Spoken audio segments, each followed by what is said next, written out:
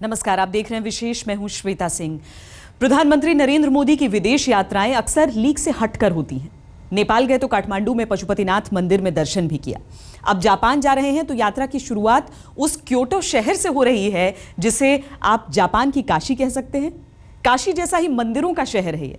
और हां, जैसे मोदी को काशी से लगाव है वैसे ही क्योटो से भी।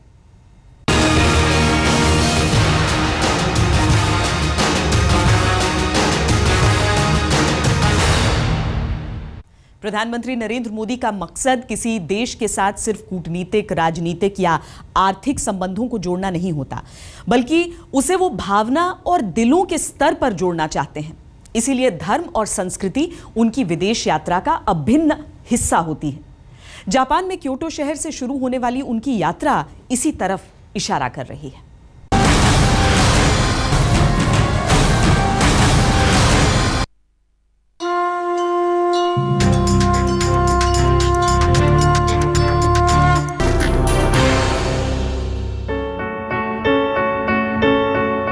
इस एहसास के साथ नरेंद्र मोदी चुनावी समर में कूदे थे।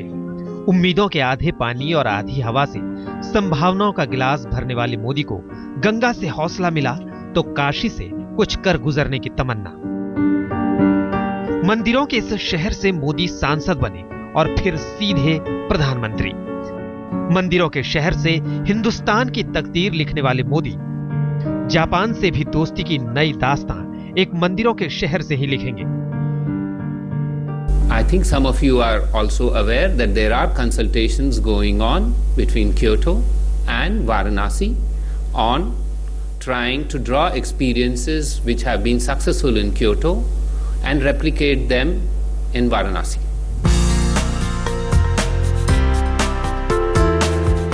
प्रधानमंत्री नरेंद्र मोदी 30 अगस्त से 3 सितंबर तक 5 दिनों की यात्रा पर जापान जा रहे हैं। इसकी शुरुआत क्योटो शहर से होगी, जहां उनका स्वागत करने खुद जापानी प्रधानमंत्री शिंजो अबे मौजूद रहेंगे। क्योटो जापान का वो शहर है जिसे मंदिरों का शहर कहते हैं, जिस शहर की फिजाओं में आध्यात्म की हवा घुली है और जिसकी साफ सफाई से मोदी खुद भी बहुत प्रभावित हैं। वैसे भी मोदी को सफाई इतनी पसंद है कि लाल किले से भी इसका इजहार कर चुके हैं। मंदिरों से बेहद लगाव है प्रधानमंत्री मोदी को। राजनीति की तंग गलियों से गुजरते हुए भी धर्म की चौखट तक जाने का रास्ता वो निकाल ही लेते हैं। काशी को अपना कर्म भूमि बनाया तो गंगा को नमन करके, बाबा विश्वनाथ को याद करके। और फिर एक बार मां गंगा को प्रणाम करता हूं, बाबा विश्वनाथ को प्रणाम करता हूं। मेरा तो जन्मस्थान भी, मेरे जन्मस्थान को और वहां से बड़ा विशेष नाता है। नेपाल के दौरे पर गए तो बाबा पशुपतिनाथ का दर्शन करना नहीं भूले। मैं मूलतः गुजरात का, सोमनाथ की भूमि है और सोमनाथ से भूमि से चल करके राष्ट्रीय राजनीति का फलक काशी विश्वनाथ की छत्र छाया में मैंने प्रारंभ किया, काशी से किया और आज पशुपतिनाथ के चरणों में आकर के खड़ा हुआ। अब जापान इस खुशी में नाच रहा है कि हिंदुस्तान का प्रधानमंत्री दोनों देशों के रिश्तों को मजबूती देने आ रहा है। लेकिन मोदी ने तो रिश्तों की डोर को खींचकर टोक्यो से आगे क्योटो तक पहुंचाने का मन बना लिया है, जिसे जापान की आध्यात्मिक नगरी कहते हैं। हालांकि टोक्यो में ही अहम बातचीत होगी। Kyoto is also the place where there is a confluence of Indian and Japanese civilizational heritage, and that is through Buddhism, which provides a special symbolism to Prime Minister Narendra Modi's visit to Kyoto.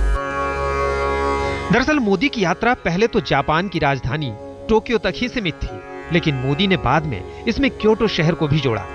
Hindustan से बौद्ध पताका चीन से होते हुए Japan पहुंचा तो वहां हजारों साल से उन हिंदुस्तानी यादों को क्योटो ही अपने ज़हन में सहेज कर रखे हुए है। जापान के प्रधानमंत्री शिंजो आबे खुद क्योटो आकर प्रधानमंत्री नरेंद्र मोदी का स्वागत करेंगे। विदेश मंत्रालय के मुताबिक ये भारत और जापान और दोनों प्रधानमंत्रियों के बीच घनिष्ठ संबंधों को दर्शाता है।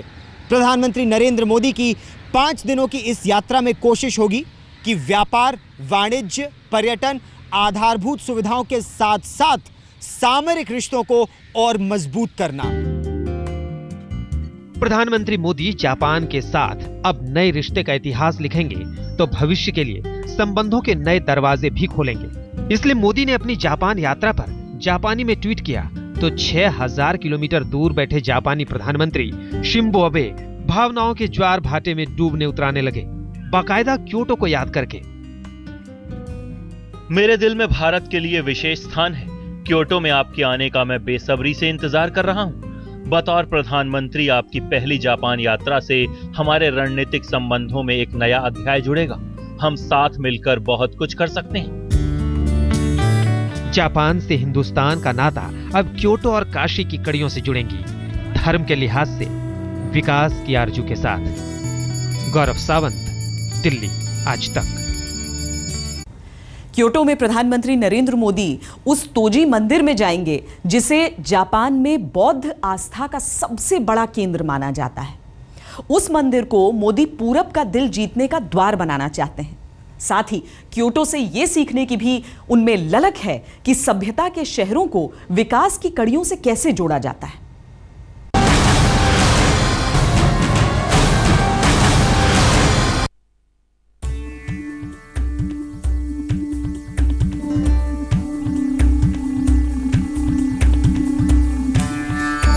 धार्मिक मान्यता है कि काशी तो शिव के त्रिशूल पर टिकी है। मान्यताओं को छोड़ अगर हकीकत पर भी उतरें तो काशी संस्कृति, जिंदा दिली और परंपराओं के त्रिशूल पर जरूर टिकी है। इस काशी का इतिहास परंपराओं के भी पार जाता है तो भविष्य कैसा होगा, इसके लिए मोदी जापान के क्योटो से प्लान लेकर आएंगे। Will attend a public event on the 31st of August.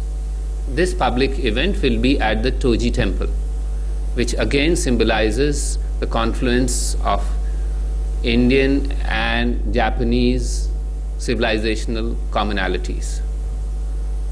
In addition, the Prime Minister has an extremely busy schedule in जिस क्योटो से बेहद लगाव की वजह से प्रधानमंत्री नरेंद्र मोदी ने जापान के इस शहर तक पहुंचने का मन बनाया, उस जापान के क्योटो और हिंदुस्तान के काशी में कई समानताएं हैं। काशी की तरह क्योटो भी मंदिरों का शहर है। जहां काशी में करीब 23,000 मंदिर हैं, वहीं क्योटो में भी करीब 20,000 मंदिर हैं, जिनमें से 16,000 तो बौद्ध मंदिर ही हैं।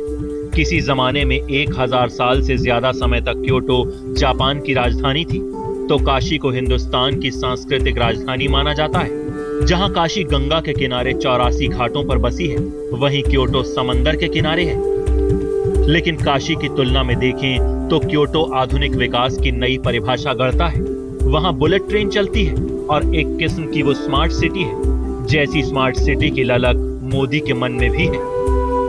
दूसरे विश्व युद्ध के दौरान अमेरिका का इरादा हिरोशिमा नागासाकी से पहले क्योटो पर ही बम बरसाने का था, लेकिन युद्ध सचिव हेनरी स्टिम्सन को अच्छा नहीं लगा कि तहजीब में जीने वाले शहर को यूं ही बर्बाद कर दिया जाए। बस क्योटो बच गया और अब उसी शहर से प्रधानमंत्री नरेंद्र मोदी पूरब के लिए भारत का दरवाजा खोलने जा रहे हैं। क्योटो का तोजी मंदिर सिर्फ उसी शहर की नहीं, बल्कि पूरे जापान की पहचान है। इस मंदिर की खासियत यह है कि इसमें 180 फीट ऊंचा 5 मंजिला पैगोडा है, जो जापान का सबसे ऊंचा पैगोडा है। इस मंदिर को 796 ईस्वी में शहर की हिफाजत के लिए बनाया गया था, जिसको 1695 में फिर से बनाया गया। इस मंदिर में भगवान बुद्ध की 15 अनमोल मूर्तियां हैं। इसी तोजी मंदिर का दर्शन करने प्रधानमंत्री मोदी पहुंच रहे हैं। प्रधानमंत्री नरेंद्र मोदी की यह यात्रा एक तरह से देखा जाए तो काशी से क्योटो तक की है। क्योटो के तोजी मंदिर में प्रधानमंत्री नरेंद्र मोदी दर्शन करेंगे। बहुत आस्था है जापान के लोगों की इस मंदिर में। यह मंदिर ईस्टर्न टेम्पल या पूर्वी मंदिर भी कहलाता है। एक तरह से यह भी देखा जाए तो पूर्व में मित्रता का एक नया सूर्योदय होगा। जिस वाराणसी की नुमाइंदगी मोदी करते हैं, वहीं सारनाथ भी है, जहां गौतम बुद्ध ने अपना पहला धर्मोपदेश दिया था।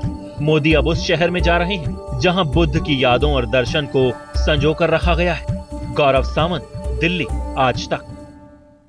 अपने सबसे बड़े सियासी सफर पर प्रधानमंत्री मोदी काशी से निकले। शनिवार को वो क्योटो में होंगे। लेकिन इस दरमियान वो काशी विश्वनाथ से होकर पशुपतिनाथ तक भी पहुंचे। भक्ति भाव से नेपाल का दिल जीत लिया।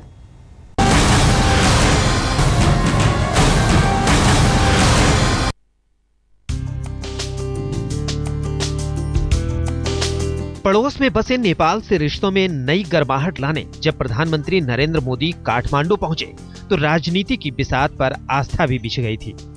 सावन के आखिरी सोमवार को मोदी पशुपतिनाथ का दर्शन करने पहुंचे। हिंदुस्तान की राजनीति बदल देने वाले मोदी शिव के धाम में बदले बदले से नजर आए। एक श्रद्धालु की वेशभूषा में मोदी ने पशुपतिनाथ की पूरे विधि विधान से पूजा की। पूजा के बाद विजिटिंग बुक में लिखा, पशुपतिनाथ और काशी विश्वनाथ एक ही हैं। मैं अत्यंत भावुक हूं और मैं प्रार्थना करता हूं कि पशुपतिनाथ का आशीर्वाद दोनों देशों को प्राप्त होता रहे, जो नेपाल और भारत को एक साथ जोड़ता भी है।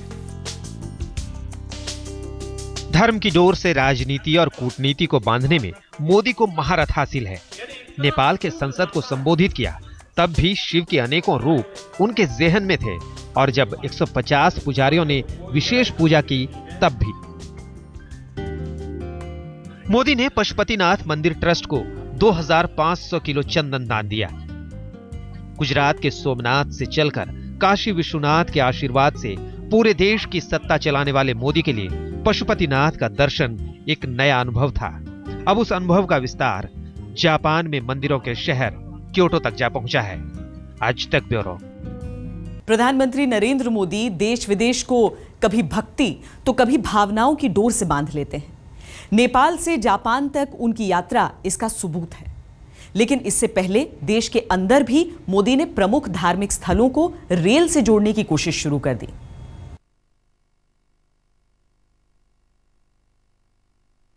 कहा जा रहा है कि चीन को यह पसंद नहीं कि मोदी जापान यात्रा पर जाएं। लेकिन जापान की तकनीक और विकास के मुरीद मोदी जब उस देश से नया संबंध जोड़ने जा रहे हैं तो लगे हाथ चीन को आईना भी दिखा रहे हैं। कूटनीति की भाषा में यही कहा जा रहा है कि जापान के सबसे धार्मिक शहर से सफर की शुरुआत कर मोदी ने बता दिया कि चीन के समानांतर हिंदुस्तान की नई विदेश नीति तैयार हो रही है। विशेष में इतना ही। देश और दुनिया की बाकी खबरों के लिए देखते रहिए आज तक।